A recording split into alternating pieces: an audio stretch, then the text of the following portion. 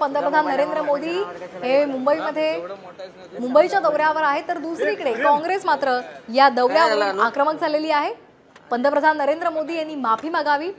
सिंधुदुर्गमधील राजकोट किल्ल्यावरचा छत्रपती शिवाजी महाराजांचा पुतळा कोसळला आणि याबाबत नरेंद्र मोदी यांनी माफी मागावी अशी मागणी काँग्रेसने केलेली आहे।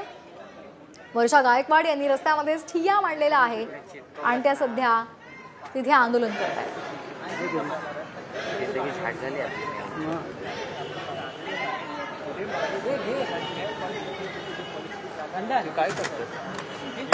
कॅमेरा बंद आहे। तिसऱ्यांदा बॅटरी पडली, तिसऱ्यांदा पडली।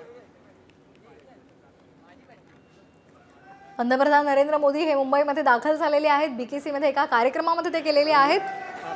बीकेसी मधल्या जिओ वर्ल्ड कन्व्हेन्शन सेंटर मध्ये ग्लोबल फिनटेक फेस्टला ते भेट त्यांनी दिलेली आहे आणि तिथली माहिती घेत आहेत, तिथला आढावा घेत आहेत। तर दुसरीकडे काँग्रेस नेत्यांची धरपकड केली जाते। वर्षा गायकवाड यांना स्थानबद्ध करण्यात आलेलं आहे। तसंच नसीम खान यांना सुद्धा ताब्यात घेण्यात आलेलं आहे। अस्लीम शेख यांनाही पोलिसांनी ताब्यात घेतलेलं आहे। काँग्रेस कार्यकर्त्यांची पोलिसांकडून धरपकड सुरू आहे आणि त्यामुळे काँग्रेस आणखी आक्रमक झालेली आहे। काँग्रेसच्या खासदार वर्षा गायकवाड यांनी रस्त्यामध्ये ठिय्या मांडलेला आहे आणि सरकार विरोधात